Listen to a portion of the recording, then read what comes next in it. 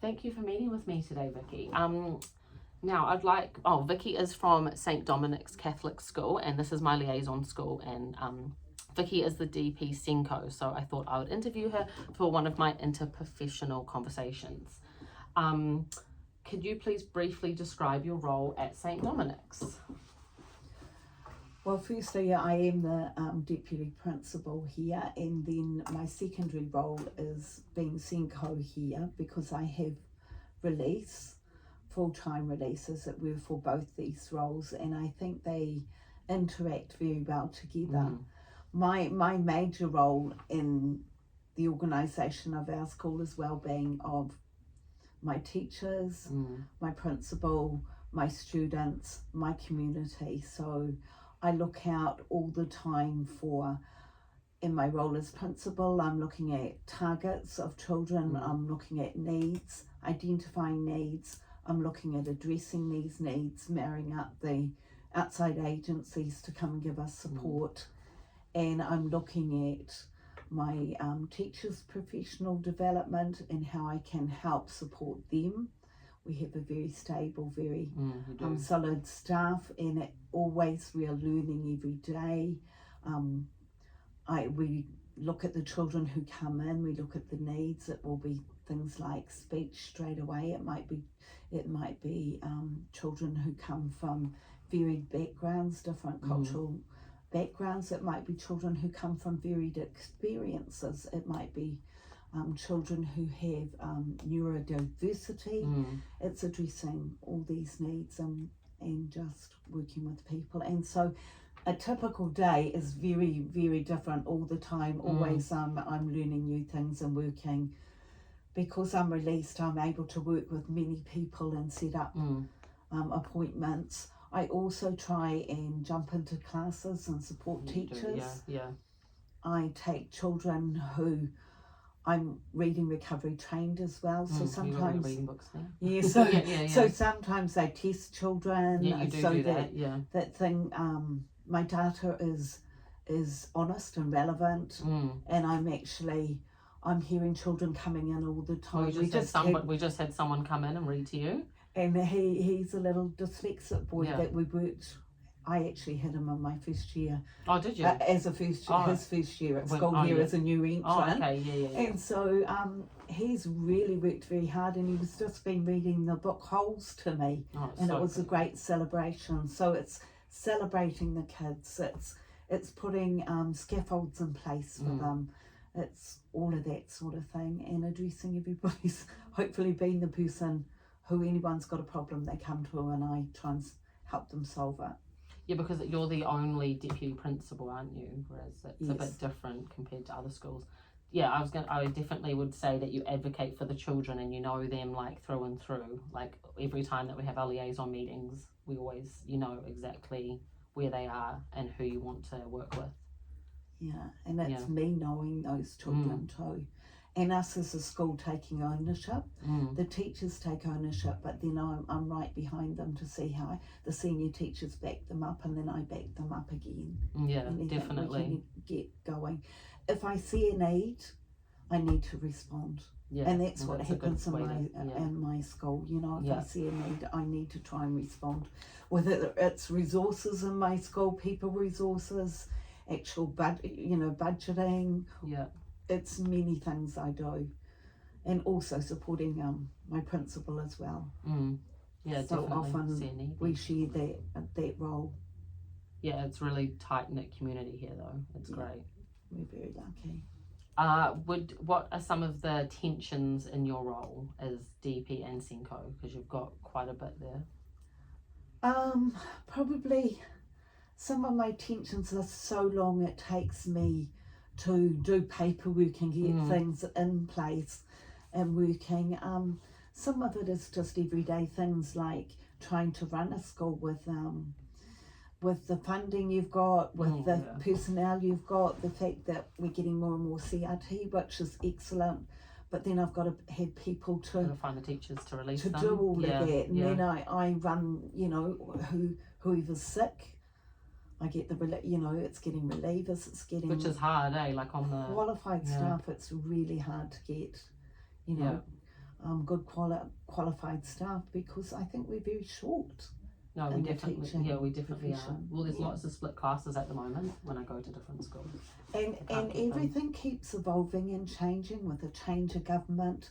Nothing stays the same, you know, and so I wish in education that we had some things that couldn't be touched. Yeah, like an across the board policy, that like it. Yeah, I agree. So we have to, as school leaders, keep on top of everything new that's coming in, new curriculum changes. Well, that's a whole nother thing for you as well, like how you've got your... I have a target board. Have your target board. Yes, and I have my curriculum coverage out there, what we're trying to cover, how this is changing, how we're adapting. Reading recovery is out now, BSLA's in, so keeping on top of everything and not overstressing our teachers. Yeah, I was going to say, out for you're good at looking out for their well-being, even though you've got all the different things going on. That keep happening. Yeah. But us also being upskilled all the time, teachers learn all the time. Yeah, that's ourselves included. So you know, it's taking the time. It might be that I join up and get on Zooms for with our health professionals and find out what the latest is in research, or when I get a new need that comes, like we were just talking about this new AFID, which is which I've never heard of. Disorder. And now I have a child who we're feeding now through a tube. You know, we've got physical health needs as well that we address, and we've got a little boy with a catheter that I've got to upskill teacher aides, and it's, you know, and do all of this. The variety is huge in our job. Yeah, especially in your one, Yeah. What do you like most about your job, your role? I just love people. And I really love wanting the best for our students and trying to deliver the best.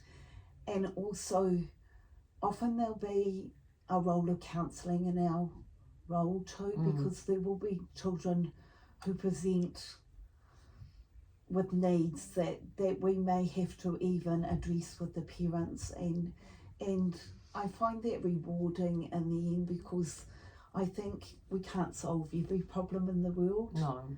But that we work alongside people to help them accept things and also advocate. I like to advocate for the children who don't have enough support. And for the families that need that, you know, and connect different people so that we have the support for communities or families. I was going to say, that's what I like most about this school, is definitely the community. Like, even, you know, the child I'm working with at the moment, like, you know, paying for the after school care, like you seem to find the money, even though we have our Catholic Foundation at our school. We set up a foundation here, so it's even the psych fees for. So who pays for that? Is that donations? What happened with that year, we've had fundraising where we made this, and it was donations from our community, and so we have a scholarship. One of our parents sadly died last year, and the Pacifica community are trying to put forward Pacifica scholarships for our children to go on to college. So it's things like that we try and put in place.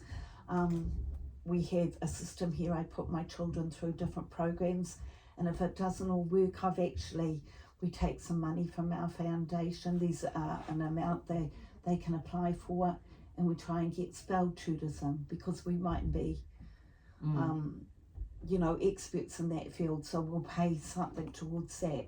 We pay for the parent I'm talking about, who's a Pacifica parent who's struggling now with childcare and finishing her degree. So we're supporting her education. She's going to be a social worker. And so we try and find the need and address it and grow our community, grow our kids. Yeah, and I think also, like, with her, like, she came to the school, didn't she? Yes. Yeah, so she's... Well, like, no, she was actually taught by our principal, not for this school, but she was... So you know, like, the kids come through, and then their children come through, and it's such a We nice do community. have many generations come through. Many of the parents I've taught them Yeah, which myself. is so cool, though, because in any other school, you wouldn't have that. Yeah. But because of the faith, you definitely have that. we've already talked about that, maybe like ways that you empower people. I think it's also just like listening and understanding and doing, like, kind of going down every avenue you can to see how you can best support them, isn't it? Yeah. And you definitely advocate and push for them. I'm thinking about the other case from that Lana had, where you just tried and tried and tried. Yeah, because often particularly for our families that have children with ASD, it's often hard for them to understand, and culturally it's hard for them to understand, and to walk that journey with people.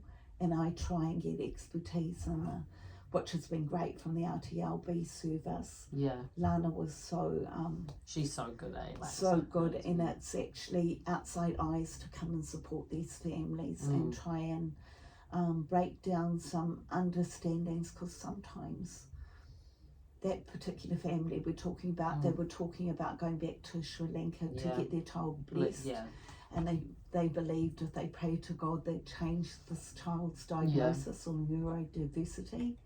So it's actually going gently but walking alongside and educating families.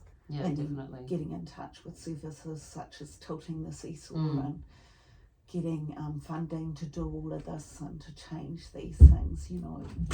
So, but now plus everyone has to lead right. Thank you. Thank you. Thank you, James. Anyway, that was James. That was our friend. When we're working with RTLBs or any kind of other service, I guess, what makes the relationship between you and that service, or you and that person, effective, do you think? I think some the expertise, like the resource teacher of learning and behaviour, you're doing university studies, you've got a whole group of experts sitting there that might say, I know somebody who's really good at this, let's get that person in. We're not wasting time, we're trying to match the experts with the like the need. And that's really good. I have the connection with the whānau. You have more in-depth knowledge than I'm more a general practitioner, as it were.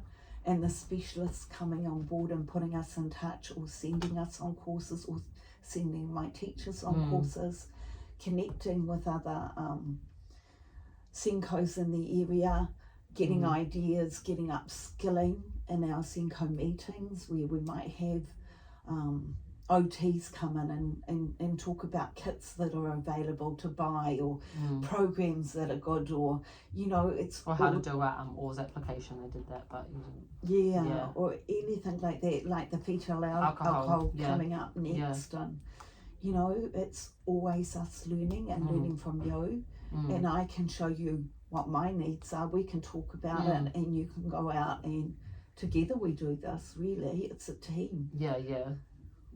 It's just, that's true, and like the open communication and and I can confidentially talk with you as my liaison person and say, I need support with this teacher, because we're all not experts. We do have teachers who need some more upskilling, and then sometimes it's handier for the RTLB to come in, an outside person, and for a different perspective, and bring those skills, and even, you know, help us, are we on the right track together, keep us open-minded, you know, and it's all of that's really important, I think.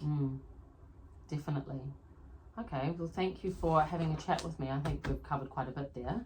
I think it's really important that we have this relationship going, and that I can come to you with any problems or whatever. And I really appreciate the RTLB and all the support we get too.